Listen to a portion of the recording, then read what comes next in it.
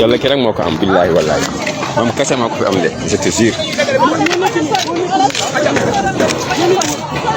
déjà ñi fi ñëw nii rek ñee ngi Grand Médine ñi jóge Grand Yoff am na ñu jóge ba Touba am na ay waa Touba yu ñëw déjà ah Touba lañ jóge ñëw waa Parcelles ñoom dañoo ganale ndaxte ñoom ñu ne duñ laal dara dañuy bàyyi que ni ñu ñëw defar nettoyage gis ngeen gars yi tàmbali na ñu ngi boros fu mu nekk nii. ah ñëpp ko bokk waaw. dëgg la. àll ba jóge ñëw nettoyé. ay ski yi. waaw waaw. lu mën a def rek bu yem ba teel boo ñu teel te ñëw moom nga pare. fii nag ay bali ñoo fi nekk ay asawat. waaw. ndeysaan ndeysaan waaw ba léegi ñu ngi koy jaayante duñu soog. dëgg la dëgg la dëgg la. ñun bakkel la ñu tey la fu mu toll. dañuy wax ak Sénégalais tey suñu bakkel. moo tax fu mu nekk nii moom.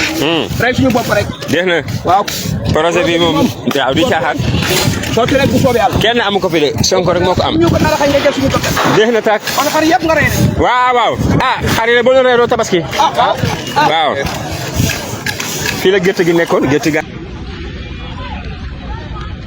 booy bàcc gis nga fii nu mu mel de gars yi dañoo raxas ba mu set wecc laa lay wax nii wéet te ñun am nañ problème de xoolal gars yi commencé nañ ñu ngi xamal ñu ngi ci montage yi ca yàlla journaliste yi tamit ah oho te sa waay le 7 samedi la samedi prochain est-ce que yéeme na